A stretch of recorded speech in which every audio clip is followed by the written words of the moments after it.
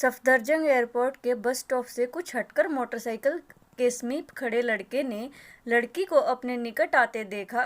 कहा, आज कितनी देर कर दी तुमने? हाँ, थोड़ी देर हो गई, सॉरी। बस ही देर से मिली। थोड़ी देर? पूरे 1 घंटे से खड़ा हूँ। लड़का गुस्से में था। घर से ही देर से निकली होगी। किदवई नगर से एयरपोर्ट के लिए हर 1 सेकंड पर बस है। हेलमेट पहन मोटरसाइकिल स्टार्ट कर लड़का बोला। लड़की ने एक बार इधर उधर देखा और फिर उचक कर लड़के के पीछे बैठ गई। कहाँ चलना है?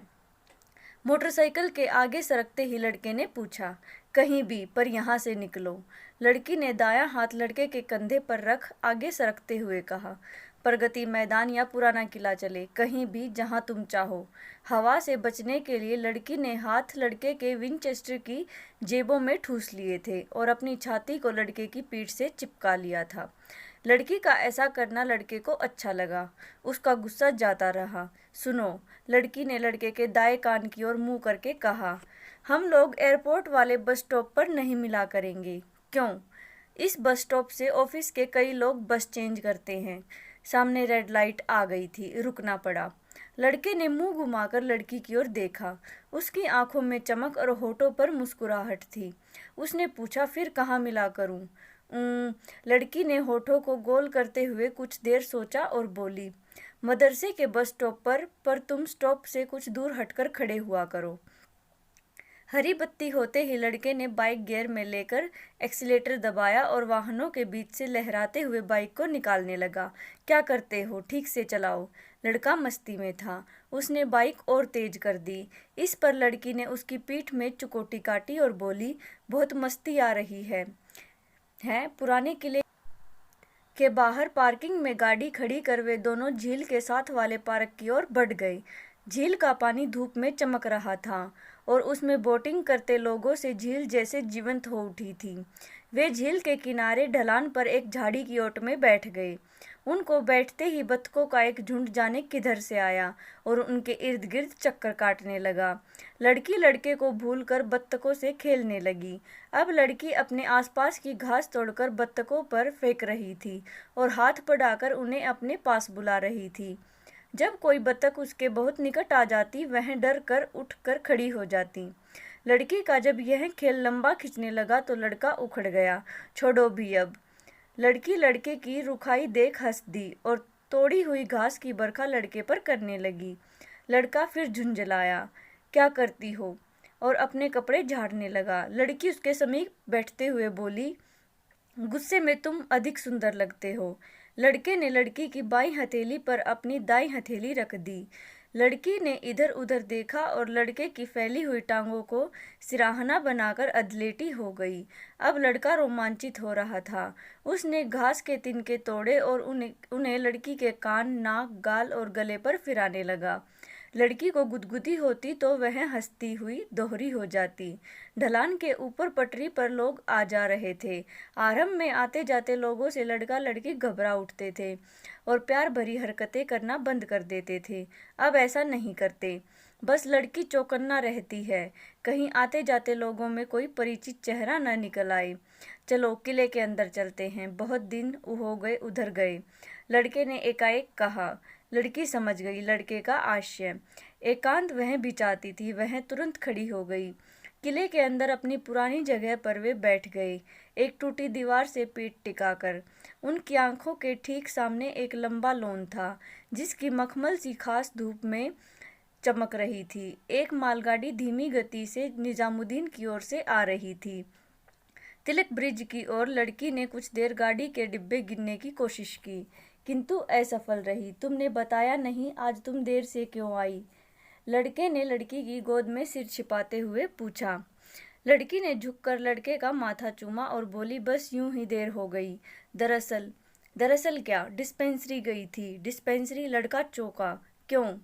कौन बीमार है? घर पर सब ठीक तो है? लड़के ने एक साथ कई सवाल कर डाले। सब ठीक है। फिर डिस्पेंसरी क्यों गई थी? अपनी दवा लेने। क्यों, क्या हुआ तुम्हें? कुछ नहीं। यह कुछ नहीं कौन सा रोग है? लड़के ने लड़की का दायां हाथ अपने सीने पर रख लिया।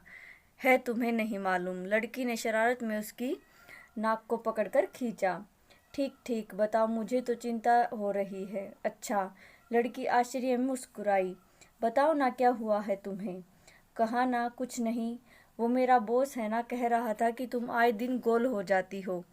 कल ऑफिस जाऊंगी तो पूछेगा क्यों, क्या हुआ मैडम। उसे डिस्पेंसरी की स्लिप दिखाऊंगी और कहूंगी तबीयत खराब थी इसलिए नहीं आई, और एप्लीकेशन दे दूंगी। पर्स खोलकर उसने पर्ची दिखाई और दवा भी। डिस्पेंसरी में क्या है, कुछ भी जाकर कह दो, चक्कर आ रहे हैं, पेट में दर्द है या फिर रात में बुखार हो गया था, बस। लड़का लड़की की चालाकी पर मुस्कुराया और उठकर बैठ गया। तो तुम बीमार हो, कहते हुए उसने लड़की के होठ चूम लिए। लड़की का चेहरा सुर्ख हो उठा। सहसा कह कहो और हंसी के फव्वारों ने उन दोनों का ध्यान बरबस अपनी ओर खींचा। कुछ युवा जोड़े बाईं ओर की इमारत की दीवारों पर अपना नाम गोद रहे थे। I love you, my sweet heart, love is God, जाने कितनी ही ऐसी उक्तियों से यहाँ की हर दीवार भरी पड़ी थी। लड़का लड़की अपने अतीत में खो गए। उन्हें अपने वे प्रारंभिक दिन याद हो आए जब वे भी ऐसे ही इमारतों की दीवारों पर, दरख्तों के तनों पर अपने नाम गोदा करते थे। लड़की को याद आया लोधी गार्डन में यूकलिप्टस के तने पर लड़के ने उसके लिए एक कविता ही गोद डाली थी, उसका हेयरपिन लेकर। वह कविता उसने लड़के की डायरी में भी देखी। डायरी का वह पन्ना ही उसने ले लिया था और कई दिनों तक उन पंक्तियों को एकांत में पढ़ पढ़ कर अभिभूत होती रही थी। लड़की ने कविता की पंक्तियां याद करने की कोशिश की, फिर सोचा लड़के को अभी भी याद होगी। उसका मन हुआ वह लड़के को आज फिर से वे पंक्तियां दोहराने को कहे। उसने लड़के को प्यार भरी नजरों से देखा। लड़का न जाने किन हसीन ख्यालों में खोया था, आंखें मूंदे उसकी उंगलियों से खेलता हुआ। एकाएक लड़की को एक पंक्ति याद हो आई और धीरे धीरे अन्य पंक्तियां भी। वह अंदर ही अंदर बुदबुदाने लगी, कैसे बताऊं क्या है मेरे लिए तुम्हारा नाम। मायूसियों के गहन अंधेरों में जैसे उम्मीद की कोई किरण, हाँ वैसे है तुम्हारा नाम। आगे की पंक्तियां जहन में गड़मड़ होने लगी। थोड़ा जोर देने पर बीच की कुछ पंक्तियां पकड़ में आई। मेरा दिल समुद्र तट की रेत तो नहीं कि जिस पर गोदा गया नाम पानी की लहरें आएं और मिटाकर चली जाएं। इससे आगे की पंक्तियां स्मृति की पकड़ से बाहर थी। अब लड़का अंधमुंदी आंखों से उसे निहार रहा था। चेहरे पर पड़ती सीधी धूप से लड़के का चेहरा लाल हो उठा था। लड़की का मन किया कि वह इस चेहरे पर प्यार की बरसात कर दे। तभी कुछ सैलानी, जिनमें कुछ विदेशी भी थे, गले में कैमरे लटकाए उधर से गुजरे, तो लड़की ने अपने विचार को स्थगित कर दिया। उनके आगे बढ़ जाने पर लड़की ने अपना हेयर क्लिप खोला और लड़के पर झुक गई। लड़की के रेशमी घने बालों में लड़के का चेहरा छिप गया था। तत्काल लड़की ने अपना स्थगित विचार को अंजाम दिया। लड़के को शायद इसकी उम्मीद नहीं थी। वह जैसे सुख के सरोवर में नहा रहा था। पॉपकॉर्न वाले की आवाज़ से लड़का लड़की उठ बैठे। सामने एक बूढ़ा पॉपकॉर्न के पैकेट्स हाथ में लिए उन्हीं की ओर हसरत भरी नज़रों से देख रहा था। लड़के ने इशारे में उसे पास बुलाया और 2 पैकेट्स लिए। बूढ़ा खुश हो गया। पॉपकॉर्न खाते हुए वे वहां से उठे। दाईं ओर कुछ दूरी पर दीवार के पीछे चिड़ियाघर था। वे उस ओर चल दिए। एकाएक लड़के को जाने क्या सूझी, वह तेजी से दौड़ा और एक छोटी सी दीवार पर चढ़ गया। लड़की ने भी उसी तरह चढ़ने की कोशिश की किंतु सफल न हो सकी। लड़के ने लड़की का हाथ पकड़कर उसे ऊपर खींचा। हल्की सी कोशिश में लड़की दीवार पर चढ़ने में सफल हो गई। इससे आगे एक और बड़ी ऊंची दीवार थी जिसके पीछे चिड़ियाघर था। यहाँ कोई नहीं था। जहाँ वे खड़े थे वहाँ बिल्कुल एकांत था।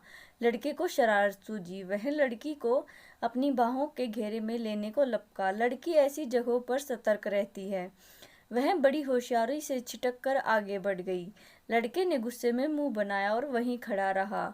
दीवार की खिड़की से लड़की ने चिड़ियाघर की ओर झांका। एकाएक लड़की बच्चों की तरह चीख उठी और खुशी में उछलती हुई सी बोली, इधर आओ, वो देखो। लड़के के चेहरे पर अपार खुशी और उसके चहकने के ढंग को देखकर लड़का दंग था। लड़की बार बार उचक उचक कर खिड़की के बाहर देखती और हाथ से ठीक खिड़की के नीचे की ओर संकेत करती। लड़के ने आगे बढ़कर नीचे झांका। वहां कोई नवविवाहित जोड़ा चिड़ियाघर के लॉन में दीवार के पास टहल रहा था, हाथों में हाथ थामे। लड़की लाल गोटे वाली साड़ी पहनी थी। उसकी गोरी गोरी कलाइयों में गुलाबी और सफ़ेद रंग का चूड़ा चमक रहा था। हथेलियों पर खूबसूरत मेहंदी रचाए लड़की बहुत सुंदर लग रही थी। देखो, इन्होंने शादी कर ली, लड़की ने चहकते हुए कहा। आखिर उसने प्रेमिका को पत्नी बना ही लिया। इस जोड़े को लड़का लड़की पिछले 2 सालों से देखते आ रहे थे। कभी कुतुब पर, कभी इंडिया गेट पर, कभी लोधी गार्डन, कभी मदरसा, कभी प्रगति मैदान, कभी ताल कटोरा, तो कभी यहीं पुराने किले में। शादी के बाद ये लोग कितने अच्छे लग रहे हैं, लड़की ने बेहद उमंग में भरकर कहा। क्षणांश वह भी खूबसूरत सपनों में खो गई। उसे लगा विवाह के बाद वह भी घूम रही है, लाल जोड़ा पहने, कलाइयों में चूड़ा पहने, हाथों में मेहंदी रचाई। एकाएक लड़की ने अपनी कलाइयों को हवा में लहराया, जैसे वह पहने हुए चूड़े की खनक सुनना चाहती हो। बस अब कुछ ही दिनों में इनका प्यार चूक जाएगा। शादी के बाद प्यार अधिक दिन नहीं रहता, देख लेना। 6-7 महीने या अधिक से अधिक साल भर बाद ये लोग इन जगहों पर यूं हाथ में हाथ लिए घूमते हुए नहीं मिलेंगे। लड़का बोल रहा था, लड़की की ओर देखे बिना। क्या कहते हो? लड़की लड़के से छटक कर खड़ी हो गई और उसके कंधे पर अपना सिर रख लिया। बोली, प्रेमिका को उसने वाइफ बनाया है, अपनी जीवन संगनी। अब तो और भी करीब हो जाएंगे, सुख दुख इकट्ठा फेस करेंगे। वाइफ बनकर यह लड़की प्रेम को लड़के की लाइफ में और प्रगाढ़ और सच्चा और उष्मावान बना देगी। लड़की की उमंग और उत्साह दोनों देखने योग्य थे। उसकी आंखों में एक सपना झिलमिला रहा था, एक हसीन और खूबसूरत सपना। नहीं, तुम्हारा ऐसा सोचना गलत है। प्रेमिका जब पत्नी बनती है तो प्यार के सारे समीकरण ही बदल जाते हैं। शादी शब्द उस चाकू की तरह है जो गहराते प्यार को, उसके एहसास को छीलने लगता है, और धीमे धीमे यह प्यार, यह निकटता, यह सुखानुभूति लुहलुहान होकर दम तोड़ देती है।